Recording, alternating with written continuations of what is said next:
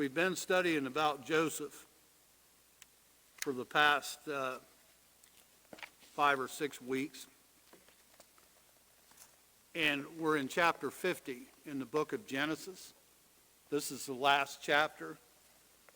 We're going to see come to the end of Joseph's life. In chapter 49, we see that Joseph's father, Jacob, passes away.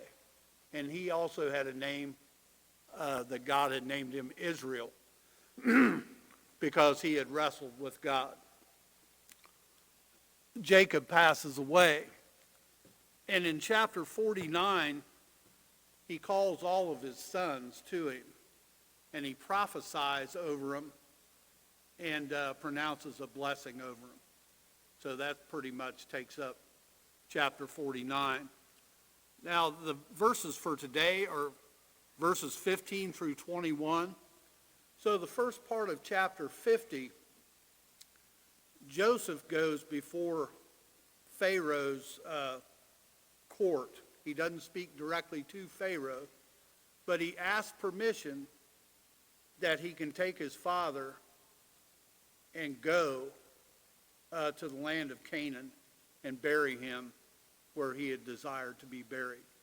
So he gets permission to do that, and there's a great company goes with him.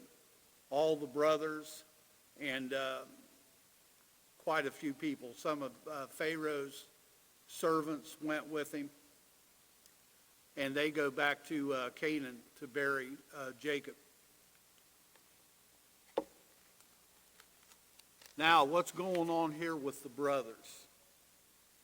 They've been forgiven, but they're not believing it. And the title of this lesson, The Pitfall of Guilt and Grudges. Do you feel guilty about something that maybe you've done, that maybe no one else knows about? Do you have that guilt? Do you still carry the guilt about it? Do you have a grudge against someone that maybe they're even unaware that you have one? But these things are things that we need to put behind us. And we're going to see here how Joseph once again encourages these brothers. They're real worried about Joseph retaliating for what they'd done to him. Because remember back in the first lessons, they sold him into slavery. And he begged them to not do it. So now we've come full circle. Joseph's in charge now, and these brothers are fearing for their life. Joseph has already proved to them that he's forgiven them because he's brought them all down into Egypt. He's nurtured them, took care of them, fed them, brought their father down to save them alive of the famine that was present in the land. But they still couldn't let go of that guilt that they had. And Joseph points them to, am I in the place of God? He points them to the Lord, that they needed to get right with the Lord, and then they would be able to accept that Joseph had truly forgiven them. They were not in a right position with God, and consequently, they were unable to forgive themselves or to be rid of the guilt and shame, I'm sure, that they had.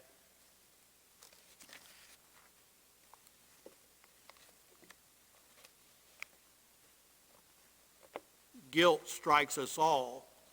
It's a powerful emotion that can affect us in many ways, including insomnia, a loss of appetite, and a loss of energy. It can consume you pretty much. Some psychologists encourage those dealing with strong feelings of guilt to get help. The Bible offers a far better approach. Seek forgiveness regarding that which makes you guilty. We may need to seek the forgiveness of others, but we all need to seek forgiveness from God. In the setting for this week, Joseph invited his father Jacob, as well as his brothers and their families, to relocate to Egypt so that they could live near him. Jacob accepted Joseph's offer, and they settled in the land of Goshen. Jacob spent the remainder of his life in Egypt, and Joseph cared for him. Just before Jacob died, he blessed his sons. After his death, Joseph and his brothers took Jacob's body back to Canaan and buried him. And now let's read some verses. Kenny, it looks like you're ready. Chapter 50, verses 15 through 18.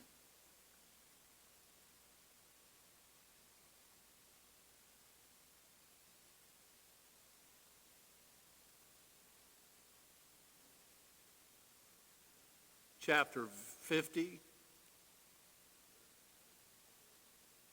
verses 15 through 18.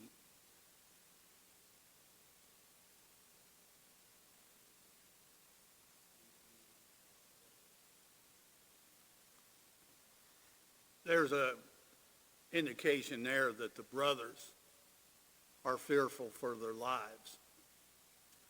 They will peradventure hate us and will certainly requite us all the evil which we did unto him.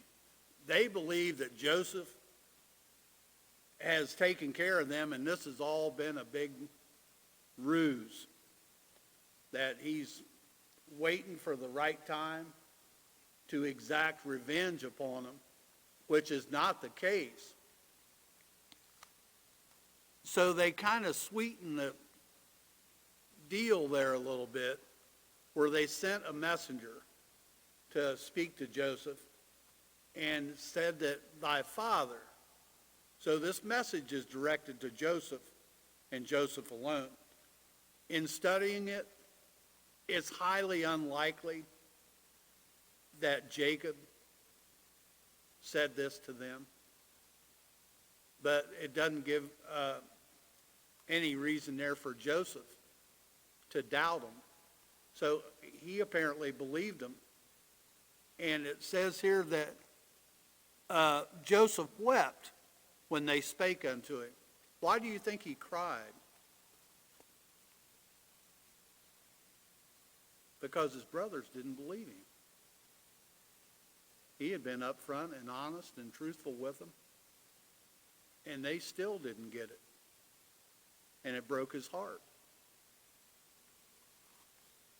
And the brothers also come and fell down before his face and said, behold, we be thy servants. I can imagine them running in and bowing down and, have mercy on me, brother. We're guilty. Yes, Jim.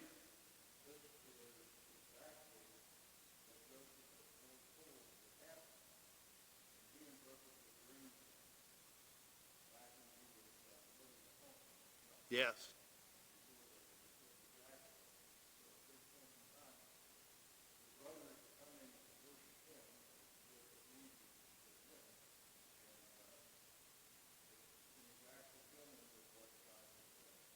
It is, to the letter, that I think that they would bow before him twice, and this is the second time that they've come to bow before him.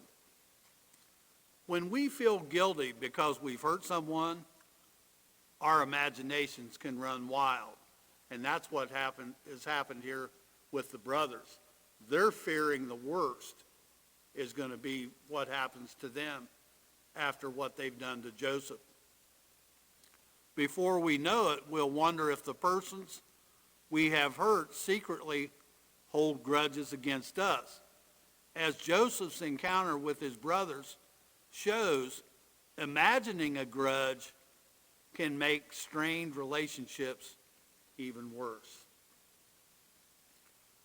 When their father died, Joseph's brethren began to worry about what would happen to them. Joseph had cared for them after they moved to the Egyptian land of Goshen to be near him. They feared that he might be harboring a secret hate of them. If we're Christians, we shouldn't be harboring any secret hate towards anybody. We may not like them. We may not get along. We might not hang out. But we don't hate them. Not like maybe we used to before we... Yes.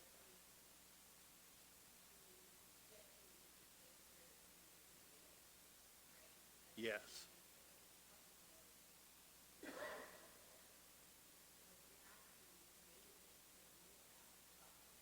Amen.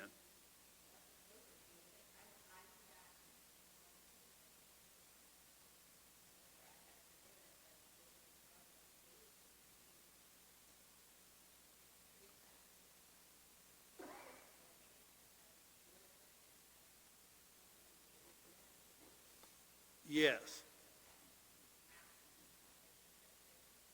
And to not let that old emotion come back in and control again. And Satan loves to take stuff like that and run with it. But when you recognize that those thoughts and those emotions are not of God, then you can stop and, Lord, help me with this, because you know that I can't be like this towards these folks anymore.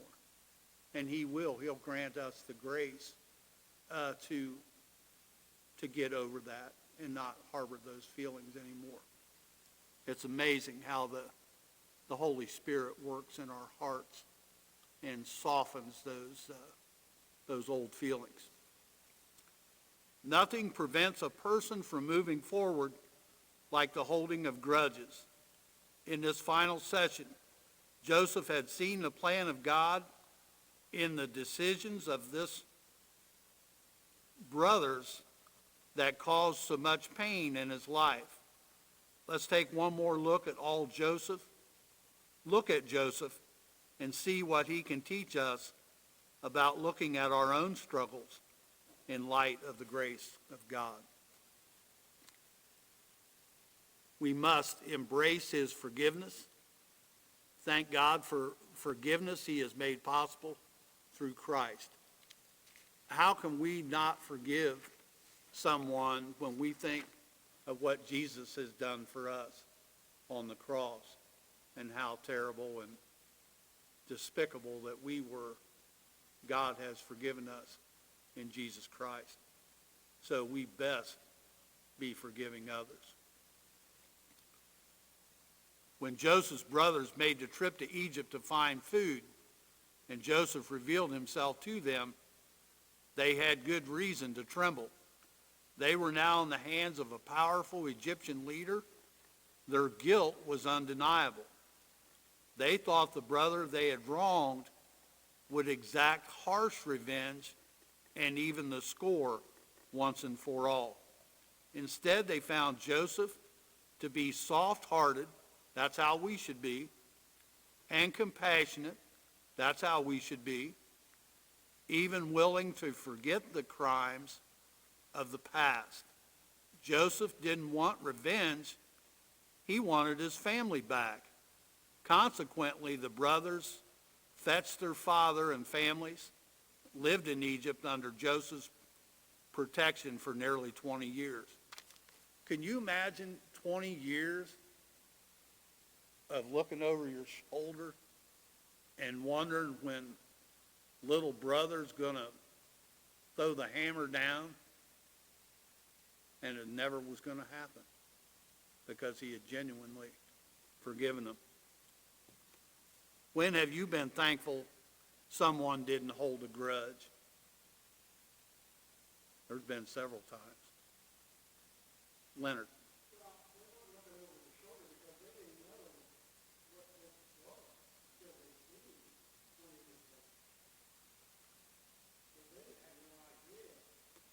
Once they Yes, once they were reunited with Joseph, and he pledges to take care of them, feed them, and bring them all down into Egypt, in the back of their mind, I think they're wondering, man, we did this dude wrong. And he's, yes.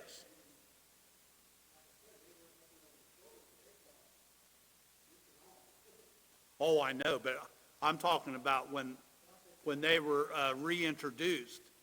And now they're thinking, he's certainly going to punish us for what we did to him. That's right, Mark. That was it. And to think, too, their brother begged them to not sell him to the Ishmaelites. So it come full circle to it.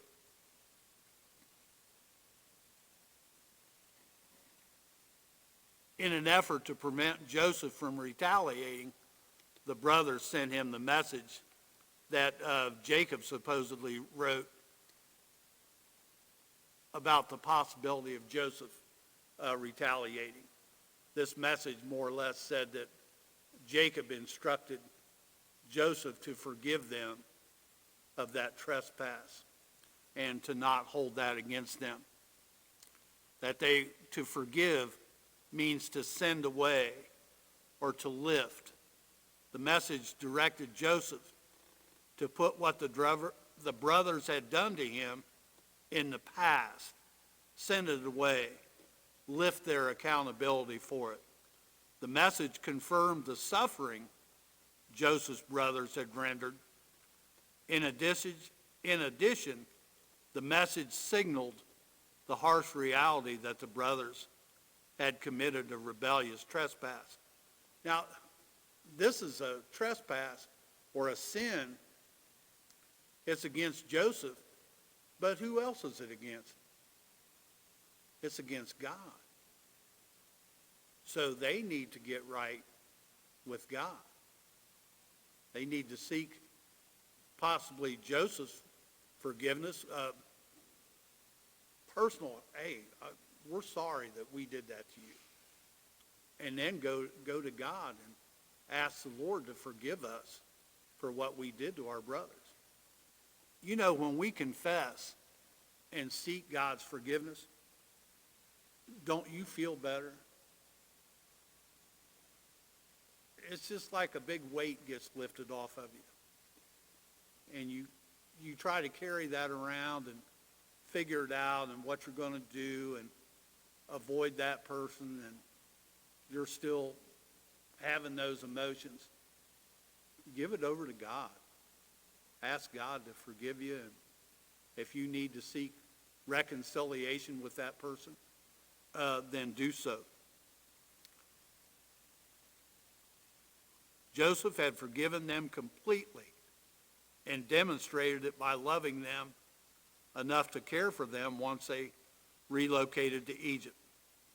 Still, they could not bring themselves to trust the sincerity of his forgiveness, which must have disappointed him. Joseph was probably frustrated. That, man, what else do I need to do to get these guys to know and understand that I genuinely have forgiven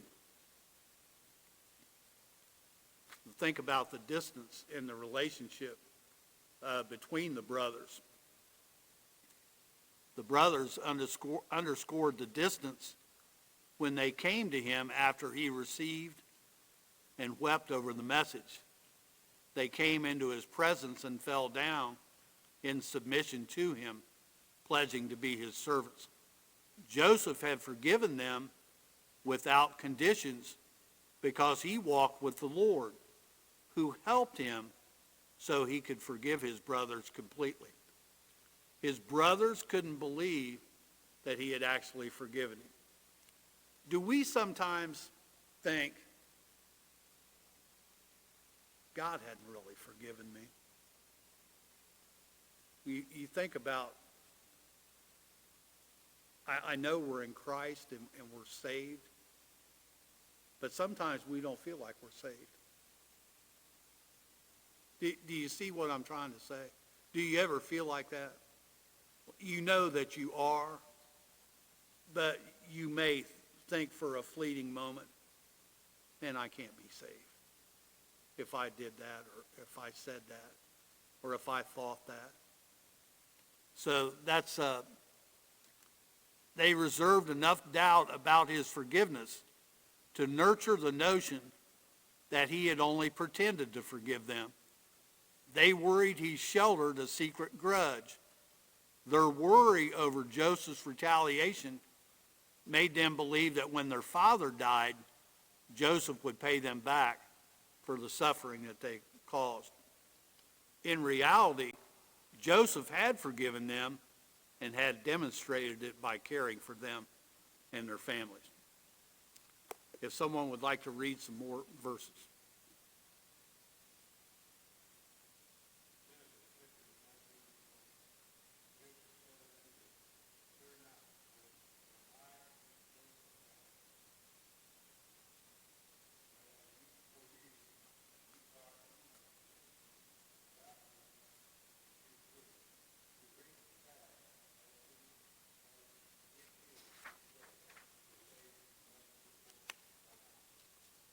I think there's one more verse, Ronnie, if you want to read it.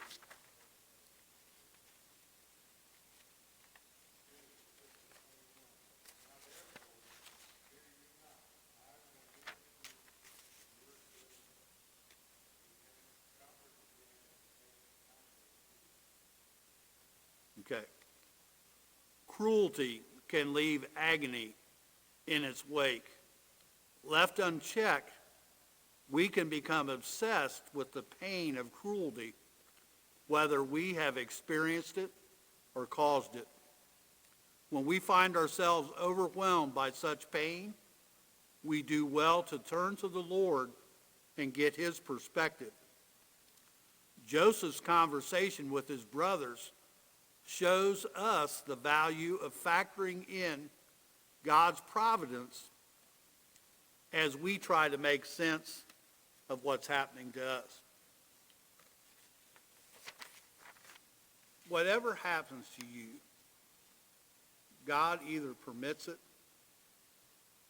or allows it. We have to have that perspective of God's sovereignty over all things. Now, we still have free will and make choices, but God ultimately is in control. And whatever his plan is going to be fulfilled in spite of what choices that you make. What you do or what you don't do is not going to alter God's plan.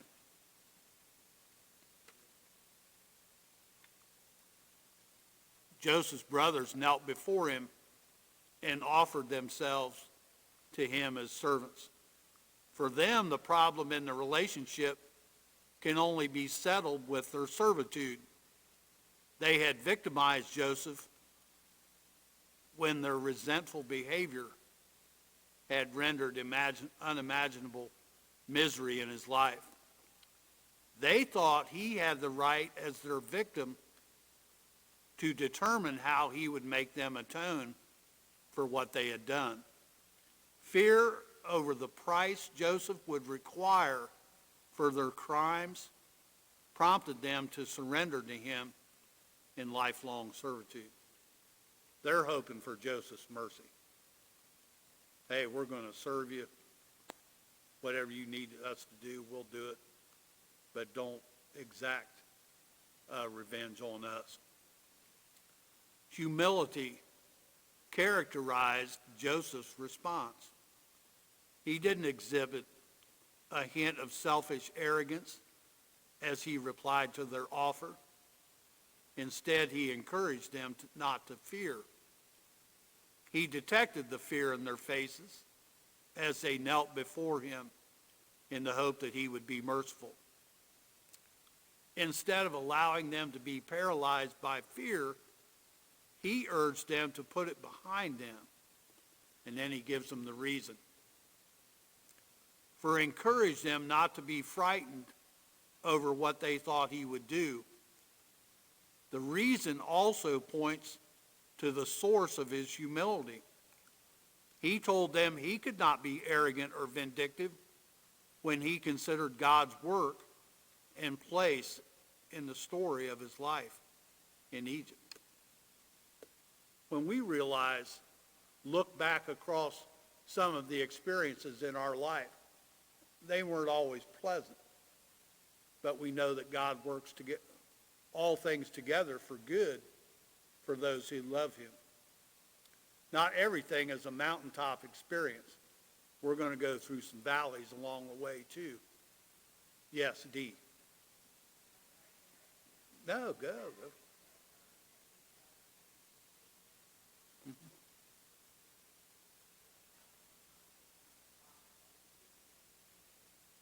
Yes, for his glory. I spoke here a couple of weeks ago. A good friend of mine from high school that was on the basketball team just had a massive heart attack. He's been a Christian since we were in high school. He's lived for the Lord. He's served in many ministries, coached. Jim's a good Christian. And his heart was damaged so bad that they had him on a list for a transplant, that there wasn't much that they could do. His heart was that bad. And through prayer and through God's hand, last week he was up walking around. So to think what he went through, that's terrible, that's painful. The Lord almost took him home. But now in letting him live, that points everyone to God for his glory. Because against all odds and what men would think, God's the great physician. And he started Jim on the road to healing, which is a miracle in itself. And I know, I haven't talked to him, but I know he'll give God all the glory and praise.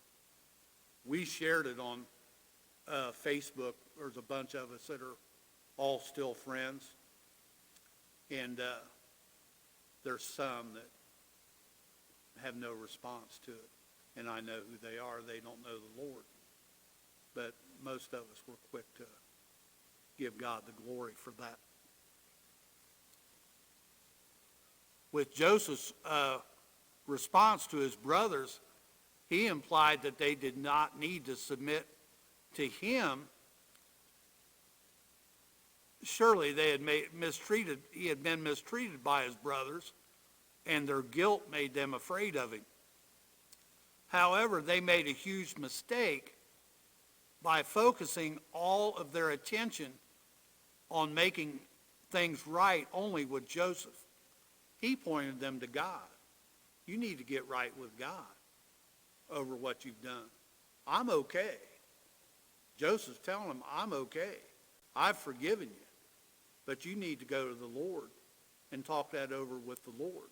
If you want to have true peace and to be let go of this burden you've been carrying around, of all this guilt. And it's amazing how the Lord takes that off of you too. Although they had committed crimes against Joseph that violated him, they had sinned against God with their transgression. They needed to ask him to forgive them. And that's what we need to do sometimes too. Lord, forgive me that I said that or thought that or maybe did that. Joseph refocused their attention on God by pointing to the evil actions his brothers had taken to harm him.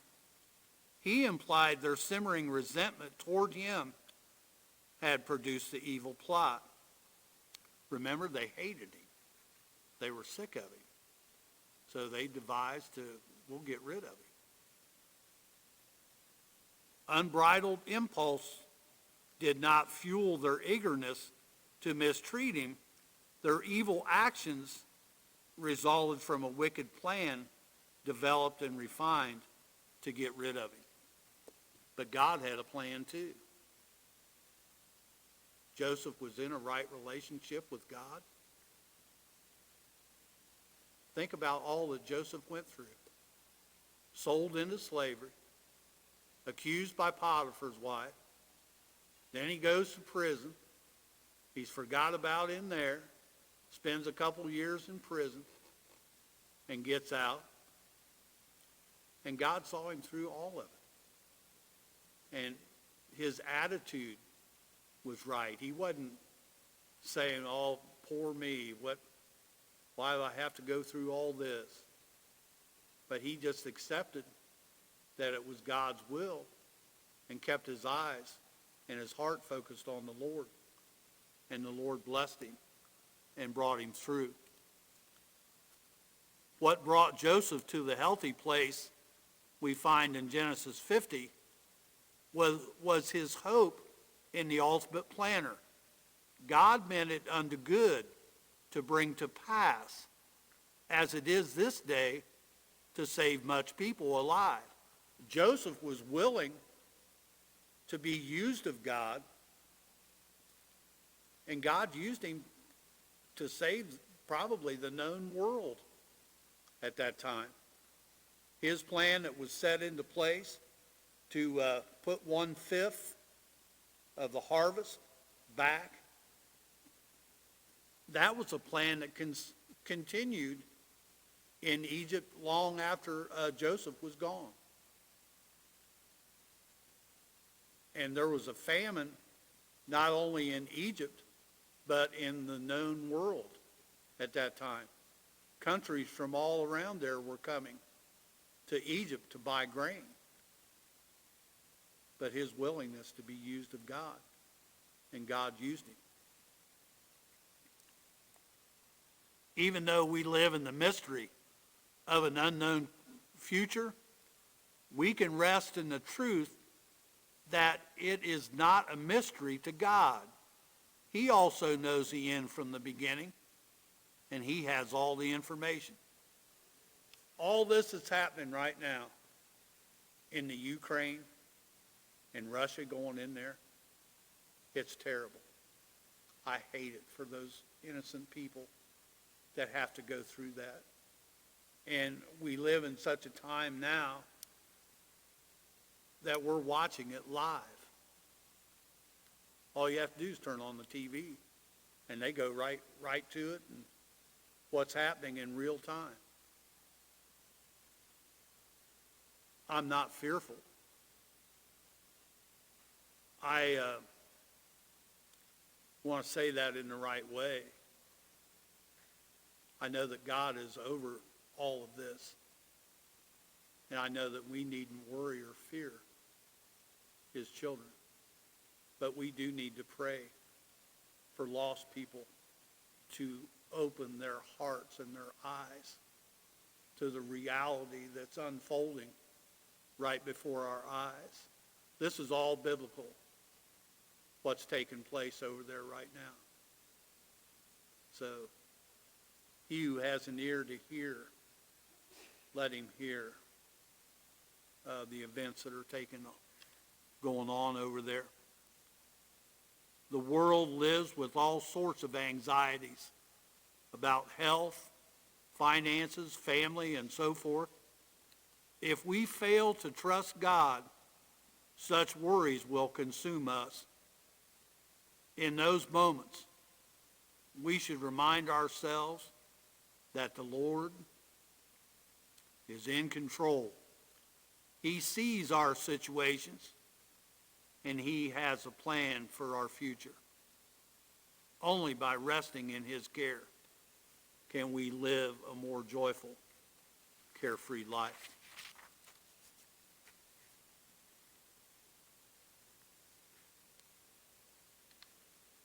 Their injustice, the brothers' injustice toward him, would burn in their hearts until they reckoned with it in his presence.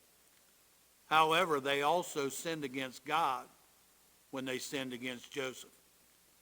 and the reckoning for their transgression would have to take place at his feet. In all these lessons that we've studied, we don't see anywhere where the brothers had asked for God's forgiveness. So we see how important that is for them and for us as well. Joseph exhibited his awareness of God's place in forgiving sins years earlier when Potiphar's wife tried to seduce him. What did Joseph say?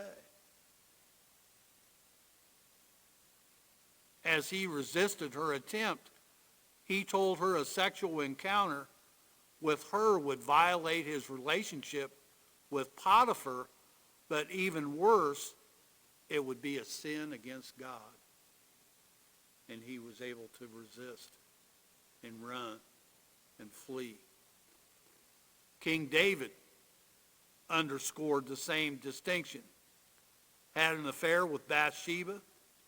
In an attempt to cover it up, had Uriah the Hittite killed in battle. Nathan the prophet confronted him and exposed his adultery, as well as his attempt to conceal it in 2 Samuel. Filled with guilt over what he had done, David turned to the Lord and asked to be forgiven in Psalm 51. In his confession, he acknowledged he had sinned against God. Granted, he mistreated Bathsheba and her husband with what he had done to them. However, what he had done was a sin against God alone. Therefore, forgiveness for his sin could only come from God. And that's the only place that we can find forgiveness as well. We can ask somebody that we've wronged to forgive us, but we ultimately have to ask God for his forgiveness.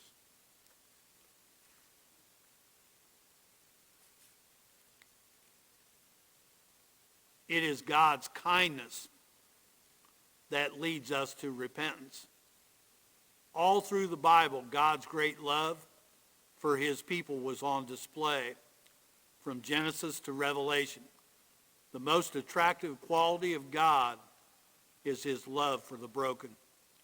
Joseph's brothers had lived broken, messy lives, and Joseph sought to bring healing and clean matters up between them by demonstrating love and compassion to them. It was his undeserved affection that altered the course of their lives. Trembling in fear, they heard Joseph say, "Now therefore fear ye not, I will nourish you and your little ones." How can our group help us become people of forgiveness? Don't hold a grudge against people. Let it go. It's just energy wasted. There's no benefit from it. Terry. That's right. You're miserable. Your attitude carries on over into other relationships with other people. If you've got that chip on your shoulder, you're probably not going to be friendly with anyone else, so let it go. Ask God to help you. I see we're out of time. I thank you all for your patience with me.